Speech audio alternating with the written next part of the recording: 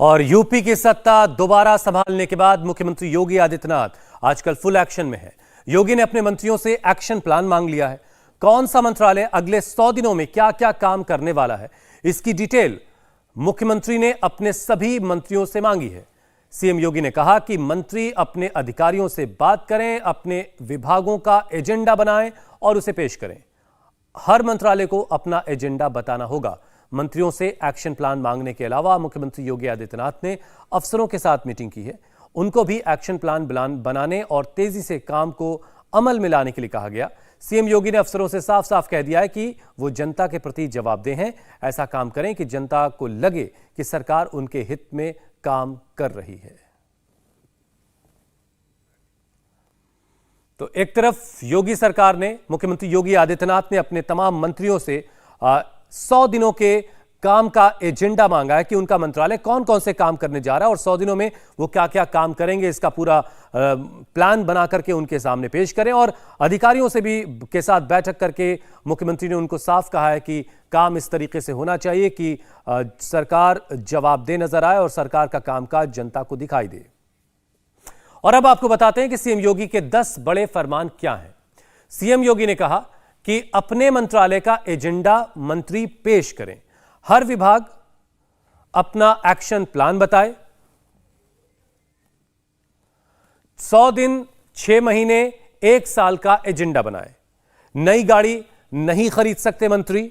अगर कोई मंत्री नई गाड़ी खरीदना चाहता है तो उसको इसकी इजाजत नहीं है। फिजूल खर्ची भी मंत्री नहीं करेंगे, यह भी फरमान योगी का है। बंगले, दफ्तर की सजावट पर फिजूल खर्ची नहीं की जाएगी। विभागीय भ्रष्टाचार पर अंकुश लगाने की बात कही गई। यूपी से बाहर जाने पर अब मंत्रियों को सरकार को बताना होगा कि वो स्टेट छोड़ रहे हैं। सरकारी या पर्सनल दौरे की जानकारी मंत्रियों को देनी होगी। जनता के प्रति जवाबदेह बने ऑफिसर, ये भी एक बड़ी बात कही गई सीएम योगी की तरफ से। तो 100 दिन के एजेंडे को लेकर योगी सरकार के ऊर्जा और नगर विकास मंत्री AK शर्मा ने इंडिया टीवी से खास बातचीत की है। सुनिए वो क्या कह रहे हैं। योगी सरकार के दूसरे कार्यकाल में ज्यादातर मिनिस्टर्स ने अपना कार्यभार संभाल लिया है। हमारे साथ मौजूद हैं इस समय AK शर्मा जी, जिन्होंने नगर विकास मंत्री के साथ साथ ऊर्जा विभाग का जो कामकाज है वो आज संभाला है। इंडिया टीवी पे मौजूद है। सबसे पहले तो आपको बहुत बहुत शुभकामनाएं। आपको 2 सरकार के महत्वपूर्ण विभाग मिले हैं, किस तरीके से देखते हैं सर चुनौतियां क्या रहने वाली हैं और 100 दिन का एजेंडा ऊर्जा विभाग के साथ साथ नगर विकास मंत्रालय के तौर पर आपके सामने क्या है? मैं इन 2 महत्वपूर्ण विभागों का कार्यभार मुझे देने के लिए माननीय मुख्यमंत्री जी, माननीय प्रधानमंत्री जी और भारतीय जनता पार्टी के शीर्ष नेतृत्व का, माननीय राष्ट्रीय अध्यक्ष जी सहित मैं सबका धन्यवाद करता हूं। ये दोनों महत्वपूर्ण विभाग जनता की रोज बरोज के जीवन से जुड़े हुए हैं। जहां शहरी क्षेत्र में लगभग 1/3 जनता जो है देश की रहने लगी है। जो शहर में नहीं रहता है वो भी आना चाहता है शहर में। हम सबकी मानवीय इच्छाएँ हैं, तो इसलिए बड़ी आकांक्षाओं वाला ये क्षेत्र है। और वहीं से यूँ कह लीजिए कि हमारी GDP का संचालन होता है। GDP का बहुतायत हिस्सा शहरी क्षेत्रों से आता है। तो सभी क्षेत्रों में और हम सक्षम कैसे बने, उस दृष्टि से हम अपनी शहरों को और कैसे विकसित करें कि जहां ये सारा कुछ विकास संभव हो पावे, उस दृष्टि से हम अपनी व्यवस्थाओं को और सुदृढ़ बनाएंगे। स्मार्ट सिटी की परिकल्पना के तहत काफ़ी कुछ काम हुआ है, हो रहा है, उसमें हम और भी अपना बड़ा योगदान देंगे। नगर विकास की आपने बात बताई, क्योंकि ऊर्जा विभाग भी आपके पास है। उत्तर प्रदेश की जनता जानना चाहती है अपने ऊर्जा मंत्री से, जो कि चीफ मिनिस्टर ऑफिस में रहे हैं, प्राइम मिनिस्टर ऑफिस में रहे हैं, क्या सस्ती बिजली की कोई उम्मीद उनको मिल सकती है? क्योंकि आप वहाँ पर काम करके आए हैं तो आप सारी चीज़ों को जानते हैं। इसका कितना फ़ायदा आपको मिलेगा, जो ब्यूरोक्रेटिक आपका एक्सपीरियंस है उसका? बिजली की आपूर्ति, आपको याद होगा कि 5 साल पहले इस प्रदेश में बिजली जाती ज़्यादा थी, आती कम थी। ये आपको अनुभव है। जाने के लिए ज़्यादा जानी जाती थी, आने के लिए कम जानी जाती थी। उसमें से काफ़ी परिवर्तन पिछले 5 सालों में हुआ है। हमारी माननीय मुख्यमंत्री जी के, योगी जी के नेतृत्व में काफ़ी अच्छा काम हुआ है। उसमें हम और बेहतर करने का प्रयास करेंगे। ऊर्जा क्षेत्र, जैसा मैंने कहा कि यह भी एक ऐसा क्षेत्र है जो देश की खुशहाली के लिए, देश की प्रगति के लिए, अर्थव्यवस्था में प्रगति के लिए, विकास के लिए, देश को आधुनिक बनाने के लिए, देश में एम्प्लॉयमेंट अपॉर्चुनिटीज़ क्रिएट करने के लिए, रोजगार के अवसर और इन्वेस्टमेंट अपॉर्चुनिटीज़ खड़ी करने के लिए, बाहर से इन्वेस्टमेंट लाने की दृष्टि से, इन सारे दृष्टिकोण से ऊर्जा का क्षेत्र बड़ा महत्वपूर्ण है। कोई भी बाहरी व्यक्ति जब देश में किसी भी देश में पैसा लगाने का सोचता है तो क्वालिटी ऑफ पावर की बात या उसकी पर यूनिट क्या कास्ट है वो सब बातें वो सोचता है। हम इसमें और बेहतर करने का प्रयास करेंगे। यूपी में बुलडोजर वाली कार्रवाई पर बड़ी खबर है। योगी 2.0 की सरकार में भी बुलडोजर फुल एक्शन में लगातार चल रहा है। लखनऊ से रामपुर तक योगी का बुलडोजर चला। राजधानी लखनऊ में एक बिल्डिंग माफिया पर बड़ी कार्रवाई हुई। हजरतगंज इलाके में बनी 6 मंजिला इमारत को बुलडोजर चलाकर गिरा दिया गया। लखनऊ डेवलपमेंट अथॉरिटी ने यह बड़ी कार्रवाई की है। बताया जा रहा है कि यह बिल्डिंग नजूल की जमीन पर बनाई गई थी। न सिर्फ लखनऊ बल्कि प्रयागराज और रामपुर में भी अवैध कब्जे पर योगी का बुलडोजर चला है। प्रयागराज में अतीक अहमद के पुश्तैनी घर पर बुलडोजर चला। वहीं रामपुर में समाजवादी पार्टी की सरकार के दौर में बने कब्रिस्तान की दीवार पर बुलडोजर चलाकर उसे धराशायी कर दिया गया।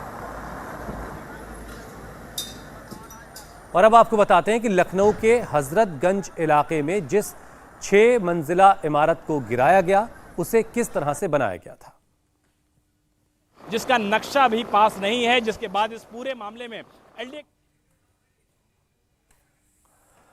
15,000 स्क्वायर फीट में अवैध निर्माण किया गया। 6 मंजिला ये इमारत बनाई गई थी जो आप तस्वीरों में देख रहे हैं। 40 फ्लैट इसमें तैयार हो रहे थे।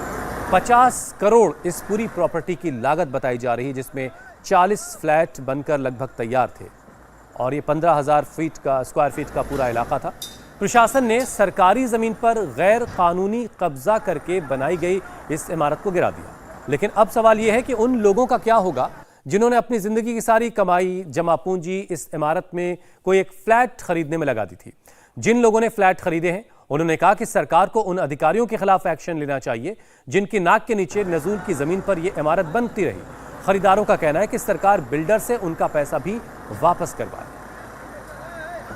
ये रजिस्ट्री हुई है 3 और चौथा जो है मेरे बेटे ने किसी अपने मित्र को भी जब इन्होंने कहा होगा और ये ले लो, इसमें उसने भी लिया। रुपए के हिसाब से फ्लैट बेचे जा रहे थे आपको? या जी ये 35-40 मैं रजिस्ट्री दिखाऊंगा तो उसमें जो 40 लाख हमें लगता है कमीशन है। पेपर्स वगैरह तो आपने चेक कराए होंगे ना, चूक कैसे हो गई? नहीं, पेपर भैया चेक कराते हैं तो ये लोग वहाँ पैसा खिला रहते हैं। जहाँ जाइए चेक कराने वो कहते हैं सही है। भाई एलडीए तो चेक करेगा, पैसा मिले, सरकार इस पे जो है कार्रवाई करे, इनको जेल में डाले, हमारा पैसा रिकवर कराए। करीब 100 लोगों ने इसमें फ्लैट लिया था, रजिस्ट्री कराई थी, तो हम लोगों ने भी लिया। हम लोगों ने कर्जा उधार लोन ब्याज लेके फ्लैट लिया। जब पोजीशन की स्थिति में आ रही थी, भाई 4-5 साल से ये बिल्डिंग बन रही, तब कोई संज्ञान नहीं दिया गया। भाई शासन प्रशासन की भी कहीं तक जिम्मेदारी बनती है कि इतनी बड़ी अगर बिल्डिंग बन रही है तो अधिकारी, तब तो पैसा अधिकारी लेते रहे और बिल्डिंग बनती रही। अब हम गरीब कहाँ जाएं? इस बिल्डिंग को लेकर एलडीए की दलील है कि यह बिल्डिंग नजूल की जमीन पर बनी थी। वहीं बिल्डर ने एलडीए पर आरोप लगाया कि लखनऊ विकास प्राधिकरण में घूसखोरी का खेल चल रहा है। गिराई गई बिल्डिंग में घर खरीदने वालों के सवाल लखनऊ डेवलपमेंट अथॉरिटी के सेक्रेटरी पवन गंगवार ने उन सवालों पर कहा कि फ्लैट बायर्स अपनी शिकायत लेकर रेरा के पास जा सकते हैं। जहां तक बिल्डिंग पर पहले एक्शन नहीं लिए जाने का सवाल है तो पहले भी कार्रवाई की गई थी, लेकिन बिल्डर नहीं माना और उसने काम जारी रखा और आखिरकार बिल्डिंग को गिराना पड़ा। बेसिकली आवंटियों के हित संरक्षण के लिए रेरा एप्रोप्रिएट फोरम है और आप सभी आवंटी अपना रेरा में अपनी एप्लीकेशन फाइल करते हुए अपना अनुतोष ले सकते हैं और वही एक विधिक तरीका है जिसके माध्यम से आवंटियों को राहत मिल सकती है। एक और सवाल सर लोग पूछना चाह रहे थे कि रातों रात तो इस बिल्डिंग का निर्माण हुआ नहीं होगा, लंबे समय से निर्माण चल रहा था। क्या कुछ ऐसी भी बात सामने आई है, कुछ एलडीए के जो लोकल अधिकारी रहे हों, कुछ उनकी संलिप्तता सामने आई हो कि उनकी संलिप्तता के बगैर इस तरीके की बड़ी बिल्डिंग का निर्माण होना शायद संभव नहीं था? इस बिल्डिंग में जो प्रथम बार कार्रवाई प्रारंभ हुई थी वो बेसमेंट स्तर पर जब कार्य प्रारंभ किया गया था उस समय ही नोटिस वगैरह देते हुए निर्माण कार्य रोकने के लिए कहा गया था, लेकिन उसके उपरांत भी बिल्डर के द्वारा लगातार निर्माण कार्य किया गया और विहित प्राधिकारी के ध्वस्तीकरण आदेश के बाद भी अपील वगैरह सारी लीगल रेमेडी उनके द्वारा एग्जॉस्ट की गई हैं। इंडिया टीवी हर वक्त हर जगह डाउनलोड करने के लिए सर्च करें India TV news Google play store या ऐप स्टोर पर।